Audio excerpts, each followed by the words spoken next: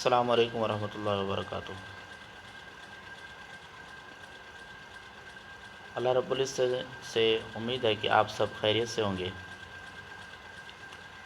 سیدنا ابو ہریرہ رضی اللہ تعالیٰ عنہ بیان کرتے ہیں کہ میں نے سرور کائنات صلی اللہ علیہ وسلم سے علم کے دو برتن محفوظ کیے ہیں۔ ایک علم کا برتن جو لوگوں تک میں نے پہنچا دیا ہے، اور اگر دوسرا علم کا برتن ظاہر کروں، اس علم کو ظاہر کروں تو لوگ میری گردن کو کاٹ دیں گے۔ یعنی کہ اس حدیث سے یہ معلوم ہوتا ہے کہ علم ایک ایسا علم ہے جو لوگوں تک پہنچایا جائے، لیکن کچھ ایسے علوم بھی ہیں اگر ان کے ظاہر کرنے سے فتنہ برپا ہوتا ہے تو ان علم کو لوگوں کے سامنے ظاہر نہ کیا جائے۔ سیدنا ابو ہریرہ کی اس حدیث پہ محدثین نے یا علماء کرام نے مختلف مطالب نکالے ہیں۔ ان میں سے خصوصاً ایک مطلب یہ بھی نکلتا ہے کہ آپ رضی اللہ تعالیٰ عنہ نے اس میں ان فتنوں کا ذکر کیا ہے جو 60 ہجری کے بعد شروع ہوئے، اور جس کے بارے میں خود سیدنا ابو ہریرہ رضی اللہ تعالیٰ عنہ سے مروی ہے کہ آپ رضی اللہ تعالیٰ عنہ اس ہجری سے اللہ رب العزت کی پناہ مانگتے تھے۔ یعنی جب یزید کی حکومت آئی اور امت میں انتشار ہوا اور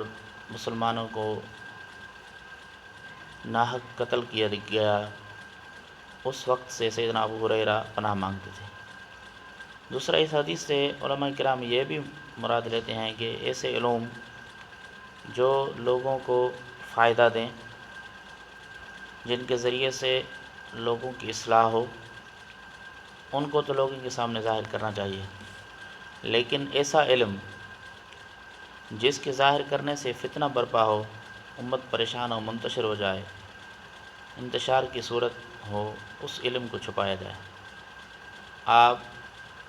بخوبی واقف ہیں کہ ہمارے مذہبی طبقے میں یہ کمزوری ہے کہ جو مسائل عام لوگ نہیں سمجھ سکتے، اگر ان کو اسٹیجوں پر لے آتے ہیں تو اس کے نقصانات کیا ہیں۔ آپ مسئلہ خطا کو دیکھ لیں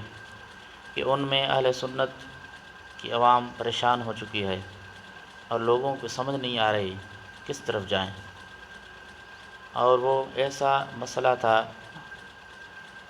جو اسٹیجوں پر نہیں لانا تھا، لیکن اللہ رب العزت ان لوگوں کو ہدایت دے جنہوں نے اس معاملے کو اسٹیجوں پر لائے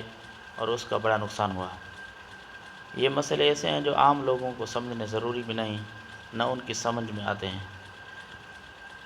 ہمارا ایک دوست کسی ایسے ہی جلسے میں گیا،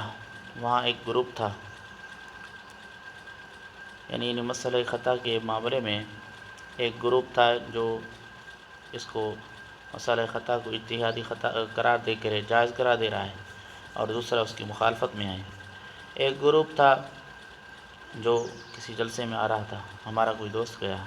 میں نے اس کو روکا نہیں، لیکن جب واپس آیا میں نے اس سے پوچھا کہ آپ نے کیا سمجھا، جلسے میں جو گئے تھے آپ کو فائدہ کیا ہوا؟ تو اس نے کہا استاد جی ہمیں تو کوئی بات سمجھ بھی نہیں آئی، ایک خطا کا مسئلہ تھا، مولوی حضرات ایک دوسرے کو گالیاں دے رہے تھے، پتہ نہیں کون سا مولوی تھا، اس کو گالیاں بھی دے رہے تھے اور سخت لہجے میں بات کر رہے تھے، لیکن ہمیں پتہ ہی نہیں چلا، بس ہم گئے واپس آئے، کوئی ایسی مسائل تھے بھی نہیں بیان کیے گئے ہوں جو ہمیں سمجھائے، لیکن کوئی مسئلہ ایسا تھا جو ہمیں سمجھ نہیں آیا۔ یعنی اس سے یہ معلوم ہوتا ہے کہ لوگوں کو آپ ایسے مسائل بتائیں جو ان کی اصلاح کریں، ان کے عقائد کے بارے میں، ان کے دینی مسائل جو ان کی اصلاح کرتے ہیں، اعمال کے بارے میں، ان کی تربیت کے بارے میں، لیکن ایسے مسائل جو صرف ہمیں کلاس تک محدود رکھنے تھے، مدارس میں محدود رکھنے تھے، علماء کی حد تک محدود رکھنے تھے، ان کو جب ہم اسٹیج کی زینت بنا رہے ہیں تو اس کا نقصان بہت ہو رہا ہے۔ اللہ رب العزت ہمیں ہدایت دے، ہم ان مسائل کو اسٹیج پر بیان کریں یا سوشل میڈیا پر ان مسائل پر بحث کریں جس کا عام لوگوں کو فائدہ ہو۔ اگر ایسے مسائل جس کے ذریعے سے فتنہ برپا ہوتا ہے ان کو نہ سوشل میڈیا پہ لانا چاہیے، نہ اسٹیجوں کی زینت بنانا چاہیے، تاکہ امت تقسیم نہ ہو اور لوگ پریشان نہ ہوں۔ اللہ رب العزت کی ذات بابرکات ہمیں سمجھ عطا فرمائے۔ وما توفیقی الا باللہ۔ السلام علیکم ورحمۃ اللہ۔